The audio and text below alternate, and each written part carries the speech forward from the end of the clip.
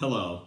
Like millions of other Americans, I love to read. Books are so central to my life. I love to read history. I also love to read great fiction. Every now and then, I come across a book that I wonder, how could this book not have been researched, authored, and published before now?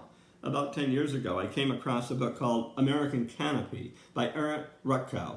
And it is an essentially important book if you're trying to understand American history from a different perspective. It is basically history told through trees, and it is utterly phenomenal. You'll read a page, turn it, and then say, oh my gosh, that was so well done, I'm going to go back and reread that page. It is a book that I suggest you consider for a Christmas present for someone, or buy it now and give it as a birthday present next year.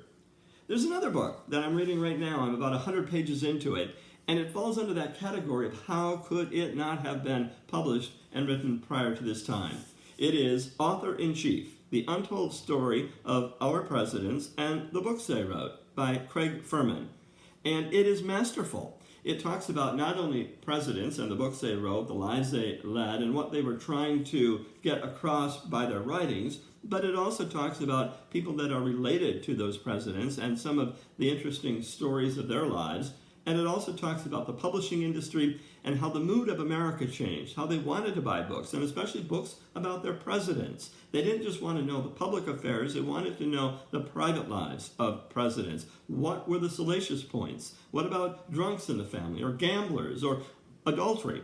There was all sorts of interest in the presidents, and this book starts to dive into the complexity of the publishing industry and the lives of the men who wrote books and served in the White House. I want to take two examples of why I find this book interesting, and I think maybe why you might find it interesting as well. Let's go back to 1804. We have this man who I tremendously love. He is a founding father that I think is the most engaging and interesting of all of them, Alexander Hamilton.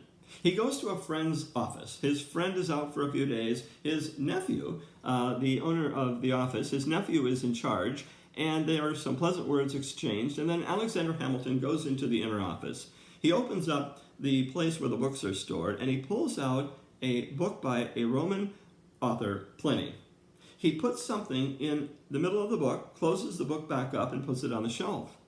2 days later, Aaron Burr will kill Alexander Hamilton. Days after that, the friend comes back to the office, and as he likes to read Roman history, at some point he pulls the Pliny book from the shelves, opens it up, and finds this letter from Alexander Hamilton.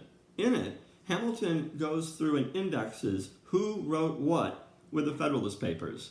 Those famous papers that will help with the ratification of the United States Constitution, and he will let us know which papers were authored by which person. There was some ability to surmise some of them before that, but this is the definitive word. And history is richer for what Alexander Hamilton left in a book.